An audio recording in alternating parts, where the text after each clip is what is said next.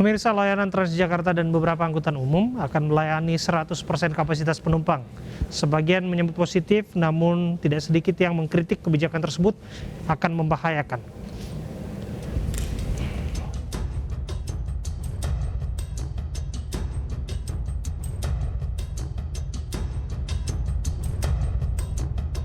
Angka COVID yang terus melandai beriringan dengan perubahan beberapa kebijakan PPKM. Fase PPKM level 2 yang dijalani DKI Jakarta saat ini disambut banyaknya kebijakan pelonggaran. Salah satu yang menjadi sorotan ialah kebijakan penggunaan transportasi umum. Secara mengejutkan, Pemprov DKI Jakarta memperbolehkan angkutan umum untuk beroperasi normal. Salah satunya Transjakarta yang diperbolehkan memberikan pelayanan 100% kapasitas penumpang. Bahkan marka batasan jarak penumpang rencananya akan dihapus secara perlahan. Mobilitas masyarakat memang terus meningkat akhir-akhir ini, bahkan lokasi-lokasi wisata hingga tempat belanja ramai dikunjungi. Akibatnya, peningkatan pun terjadi dalam hal transportasi. Lantas, apakah kebijakan melonggarkan transportasi telah dirasa aman? Tidak sedikit pihak yang mengkritik kebijakan tersebut. Pemprov dianggap terburu-buru bersukacita dengan menurunnya angka COVID. Secara data, penularan angka COVID memang menurun, namun tingkat waspada ancaman gelombang ketiga harusnya tetap dipertahankan. Jangan sampai kebijakan yang dibuat malah jadi bumerang yang membahayakan.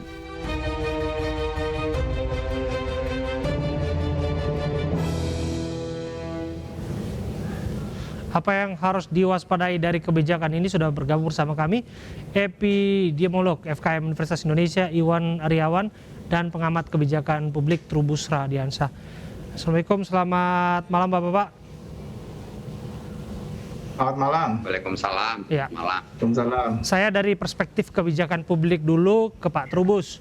Pak Trubus, catatan kritis Anda soal ini.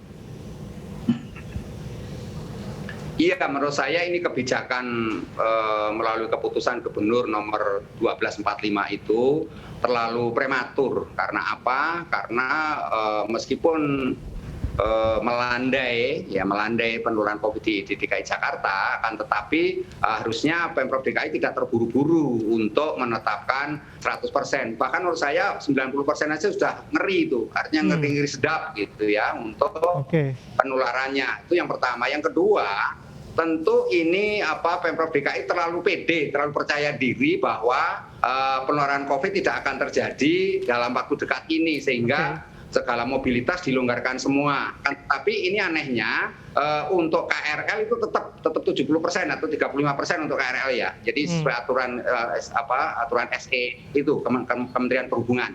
Nah, dengan demikian memang ini persoalannya meskipun Pemprov DKI pertimbangan alasan ekonomi nomor pertama dan kedua itu alasan karena COVID-nya melandai, menurut saya itu tidak tepat kebijakan ini, gitu Mas. Oke, kalau kita lihat ya di jalan-jalan sekarang ini, saya menggunakan mobil pribadi Pak ke kantor ya, berangkat begitu, tapi kalau kita lihat sudah macet di mana-mana Pak begitu. Apakah ini artinya bahwa sudah saatnya kita melonggarkan aktivitas masyarakat yang memang sudah menantinya dengan waktu yang cukup lama?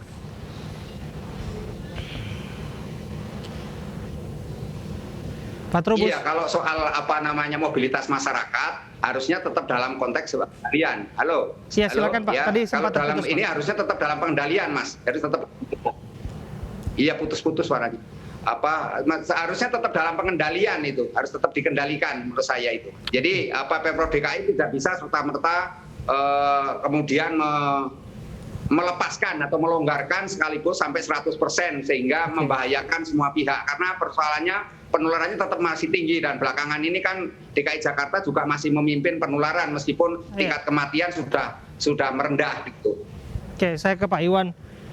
Pak Iwan, beberapa waktu yang lalu seolah ada alarm dari RSCM yang mengatakan sudah ada lonjakan kasus di sana.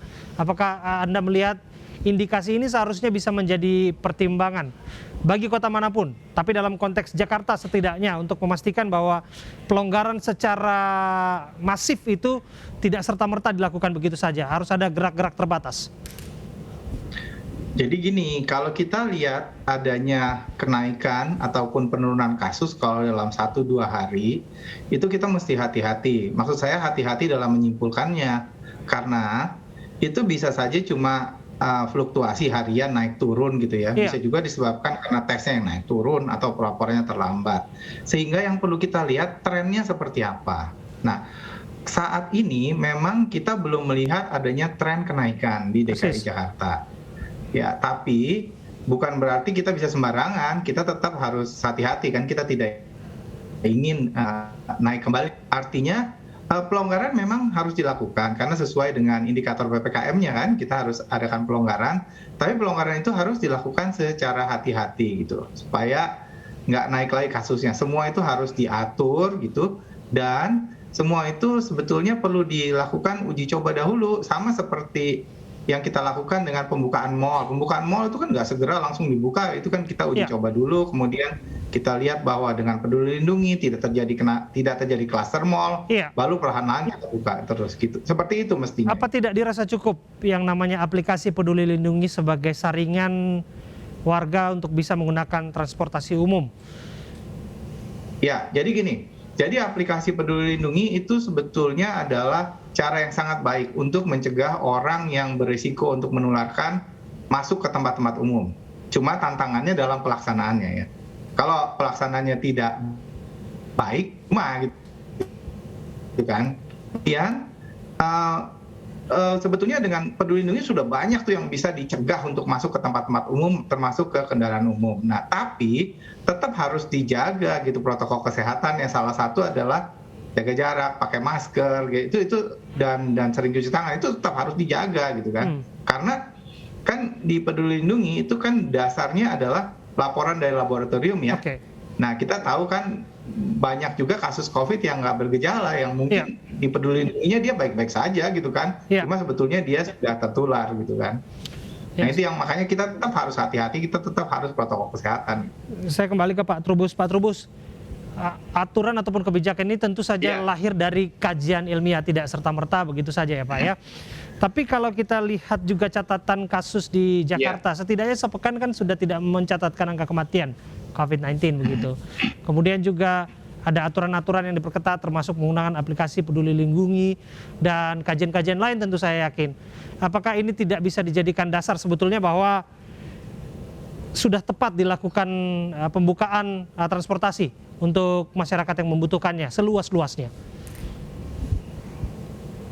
Iya, menurut saya tetap belum tepat, Mas. Karena apa? Karena ini kan sifatnya sifat fluktuatif, masih dinamis, dan penularan sendiri sebenarnya masih terjadi. Karena itu harusnya Pemprov DKI lebih mempertimbangkan dampak dari kebijakan itu sendiri. Karena apa? Karena sesungguhnya apa yang terlihat di dalam laporan-laporan mengenai melandainya penularan COVID itu di sisi realitanya kan belum sifatnya istilahnya proporsional gitu, harusnya korelatif lah gitu ya. Nah, dengan demikian menurut saya memang apa yang dipertimbangkan oleh Pemprov DKI bisa diterima dalam konteks jangka pendek, tetapi persoalannya kemudian kalau ini tidak disertai dengan pengawasan yang ketat, ya kan, pengawasan yang ketat dan law enforcement juga, penegakan hukum yang baik, saya rasa juga akan terjadi banyak pelanggaran dan di situ kemudian terjadi penularan, Mas, menurut saya itu, Mas. Karena bagaimanapun kita tahu aplikasi Peduli Lindungi mensyaratkan orang sudah vaksin setidaknya 2 kali ya, dan Jakarta mencatatkan angka vaksin yang cukup tinggi dibandingkan provinsi lainnya. Angka testingnya juga demikian, tracingnya juga berjalan. Apakah Anda tidak melihat dasar-dasar ini bisa dijadikan dorongan pertimbangan untuk memastikan bahwa pelonggaran transportasi itu dilakukan? Iya, secara rasional kebijakan tentu bisa, Mas. Secara rasional kebijakan yang kita pertimbangkan adalah persoalan kebijakan itu kan harus diimplementasikan. Nah, bagaimana implementasi di lapangan tanpa ada pengawasan, tanpa ada pengendalian yang ketat? Saya khawatir itu menjadi bumerang bagi kita semua gitu loh, Mas. Jadi kalau secara rasional kita bisa, masyarakat bisa menerima, tetapi dalam hal ini tentu kan dampak yang harus ditimbulkan dan dampak akibat yang akan diterima itu jauh lebih berat gitu loh, Mas, daripada persoalan-persoalan soal rasionalitas kebijakan. Menurut saya itu, Mas. Ya, penting ya kearifan dari setiap petugas yang memastikan bahwa tidak ada berdesak-desakan di dalam kendaraan umum itu ya. Saya kembali deh ke Pak Iwan. Pak Iwan, atas dasar keadilan kalau kita lihat mobil pribadi kan sudah berseliweran di mana-mana. ganjil genap ada pun, tapi tetap yang namanya macet di Jakarta sudah mulai terlihat. Masyarakat butuh akses transportasi umum, mereka punya hak untuk itu, dan mereka sudah vaksin 2 kali dan lain sebagainya. Tapi justru ini menjadi pilihan sulit. Menurut Anda, atas nama rasionalitas juga kan kita bisa berpikir, anak-anak sendiri saya udah bisa masuk mall, kemudian anak kecil sudah bisa ikut naik KRL dan lain sebagainya. Masa naik transportasi umum untuk di wilayah Jabodetabek masih dibatasi? Ya, jadi walaupun sekarang udah nggak dibatasi ya, udah 100%. Ya kita harus yakinkan bahwa tadi penggunaan aplikasi Peduli Lindunginya itu dilakukan dengan baik ya. Karena aplikasi itu percuma kalau nggak diterapkan dengan baik gitu ya. Dan kemudian sebetulnya kita perlu melakukan evaluasi, karena sebetulnya dengan penggunaan aplikasi Peduli Lindungi itu kita bisa tahu siapa saja yang naik angkutan umum, siapa saja yang menaik Transjakarta, kemudian apakah dari mereka ada yang positif 2 minggu kemudian. Nah, kemudian dari situ bisa dianalisis apakah penularan terjadi di Transjakarta atau bukan. Iya. Ya. Nah, itu kan yang kita lakukan juga waktu pembukaan mal gitu kan. Ya, memang mungkin nggak masuk ke media, tapi itu dilakukan analisis oleh Kementerian Kesehatan, oleh para ahli yang melihat bahwa oh ternyata mal dibuka ini tidak ada klaster mal, sehingga waktu itu kan pembukaannya makin longgar di mal. Dan saya rasa yang transportasi umum ini juga harus begitu gitu, terus sama-sama kalau terjadi klaster ya kita harus bersedia untuk pelonggarannya diperketat lagi gitu. Oke, sepakat untuk Jadi itu. ini bukan untuk selamanya, bukan, ini harus dievaluasi saya pikir dalam waktu dekat, misalnya dalam waktu seminggu kita harus evaluasi. Secara berkala ya Pak, untuk memastikan tidak menimbulnya klaster baru di sana. Sepakat dengan itu, kita akan lihat dan berharap petugas benar-benar arif dan bijaksana untuk memastikan setiap yang naik kendaraan tidak berdesak-desakan. Semoga itu dilakukan. Terima kasih Pak Trubus, terima kasih Pak Iwan atas waktunya.